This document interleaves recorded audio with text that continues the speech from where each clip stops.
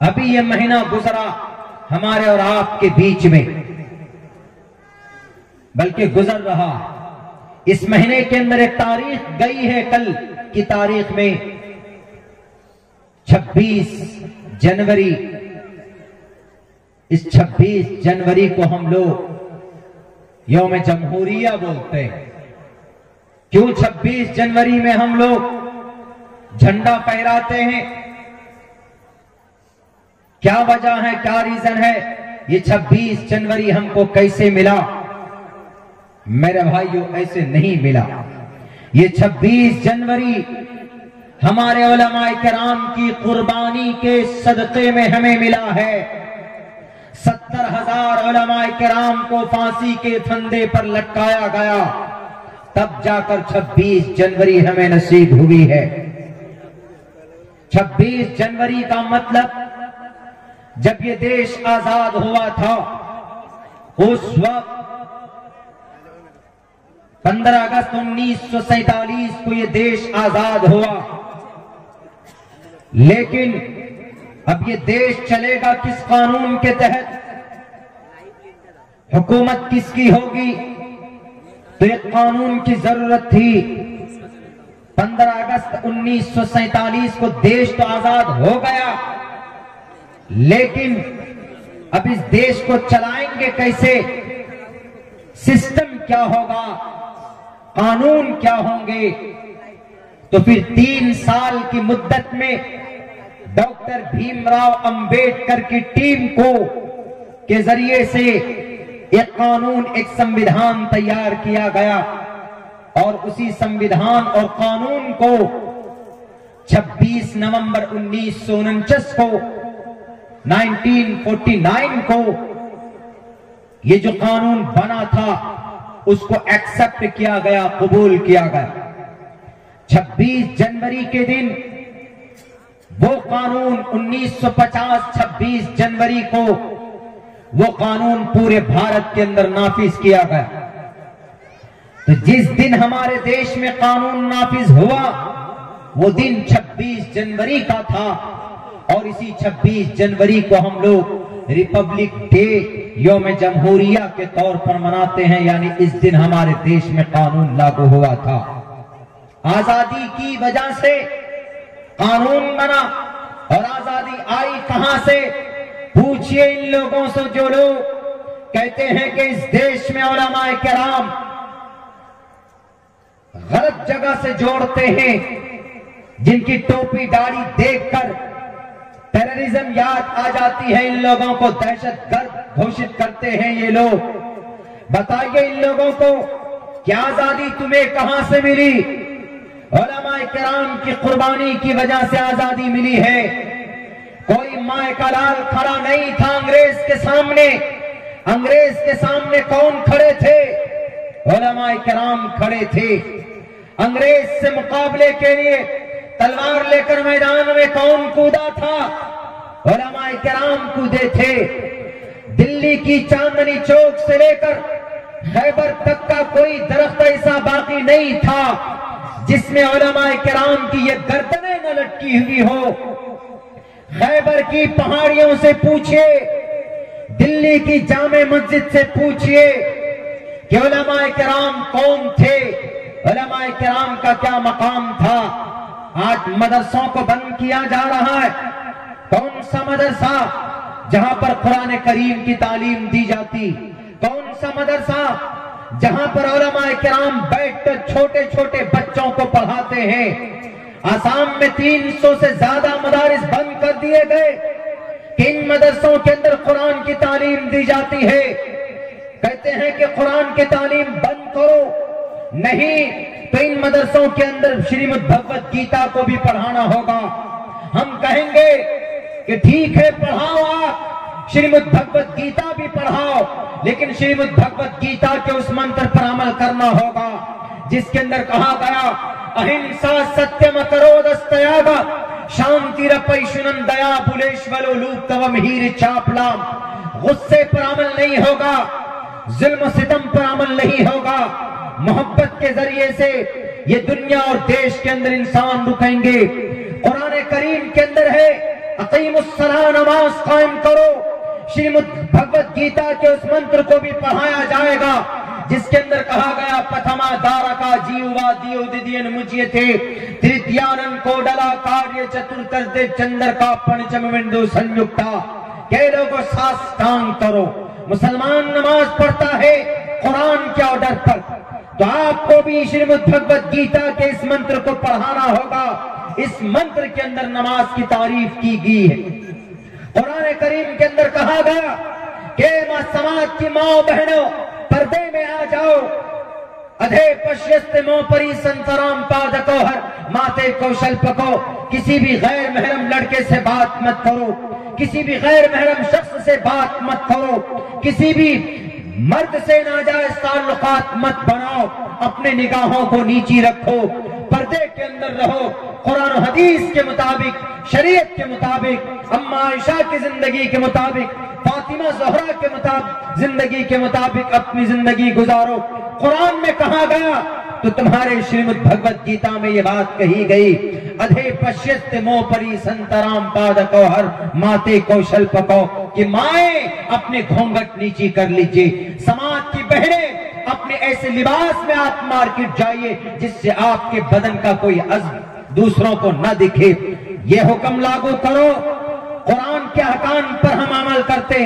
अगर आसाम के अंदर कुरान करीम की तालीम दी जाती है तो वहां के मुसलमान कुरान करीम के अहकाम के मुताबिक जिंदगी गुजारते हैं। तुम वादा करो कि अगर तुम श्रीमद् भगवत गीता मदरसे में पढ़वाओगे तो तुम खुद भी श्रीमद् भगवत गीता के अहकाम पर अमल करोगे।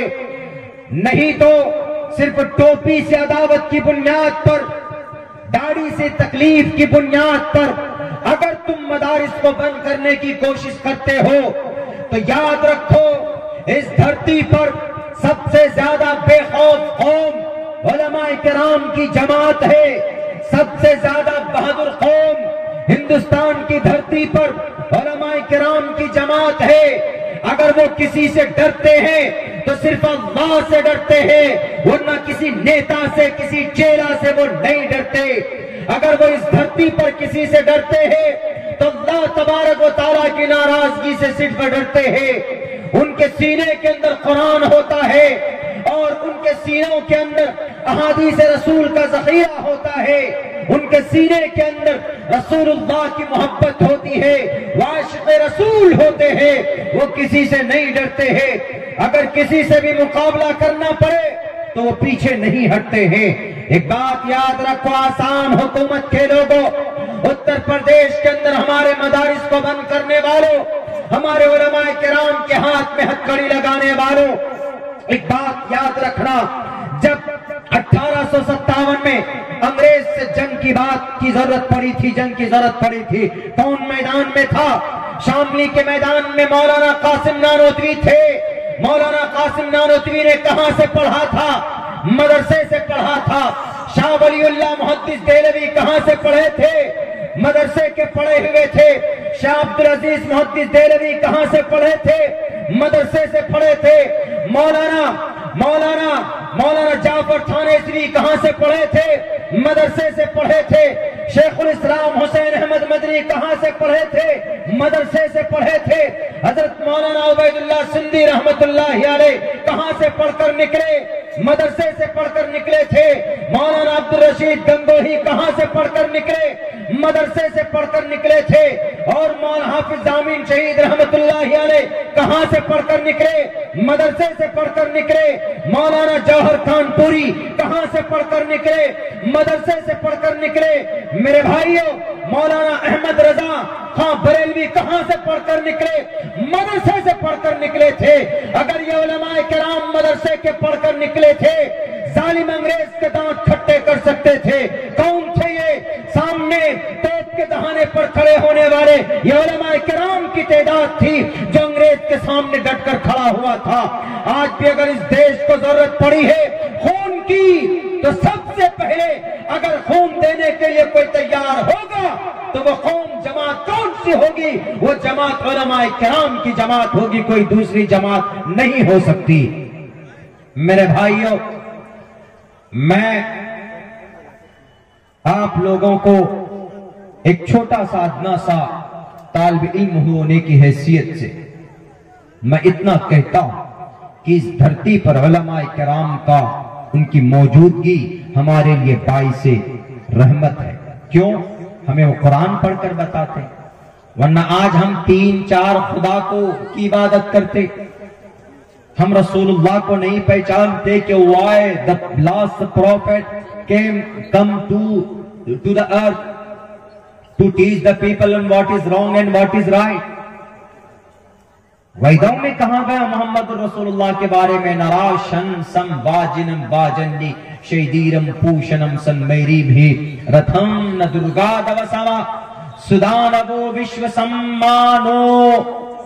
پوری دنیا کے لوگ سلام کریں گے، ان کو سلام پیش کریں گے، درود پیش کریں گے. ہے کوئی مائے کا لال جن کے نام پر جن کو درود بھیجا جاتا ہو؟ نہیں بھیجا جاتا. لیکن پروفیٹ محمد صلی اللہ علیہ وسلم کو ہم لوگ جب ان کا نام آ جائے درود پڑھنا لازمی اور ضروری ہو جاتا.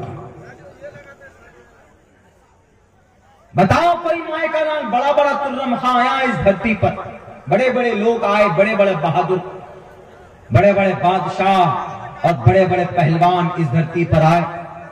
رستم آیا، نوشیرواں آئے، چنگیز آیا، ہلاکو خان آیا، بڑے بڑے لوگ آئے. لیکن کسی کا نام لیا جاتا ہے؟ نہیں لیا جاتا. لیکن محمد صلی اللہ علیہ وسلم کا نام ادب کے ساتھ، احترام کے ساتھ ہم لیتے ہیں. جب ان کا نام لیا جاتا ہے تو ہمارے دل کے اندر ایک الگ طرح کی خوشی پیدا ہوتی. یہ کس نے بتایا؟ کون بتایا؟ محمد رسول اللہ کی فضیلت کون بتائے گا؟ علماء کرام بتائیں گے. اگر علماء نہ ہو، اگر یہ چھپانے پہ آ جائیں، قرآن کی شریعت کی باتیں چھپانے پہ آ جائیں، تو پھر ہمیں سچائی کا کیسے پتا چلے گا؟ ہمیں کیسے پتا چلے گا کہ بی بی سمیہ کو بیچ سے چیرا گیا تھا؟ ہمیں کیسے پتا چلے گا کہ حضرت خباب بن ارد کو انگاروں پر لٹا کر تڑپایا گیا تھا؟ ہمیں کیسے پتا چلے گا کہ حضرت عمار بن یاسر کی آنکھیں نکال دی گئی تھی؟ ہمیں حضرت زبیر کی آنکھیں نکالی گئی تھی؟ ہمیں کیسے پتا چلے گا کہ حضرت بشیر ابن جندل کو مدینہ المنورہ سے مکہ المکرمہ گھسیٹ کر لے جایا گیا؟ کیسے پتا چلے گا؟ کون قرآن کریم کی تفسیر کرے گا؟ میرے بھائیو، علماء کرام کی زیارت کیجئے، ثواب حاصل کیجئے، اولیاء اللہ سے عقیدت سے ملیے، پیران پیر کے سامنے جا کر بیٹھیے، دعائیں لیجئے، زندگی کی رکاوٹیں ان سے مشورہ کیجئے.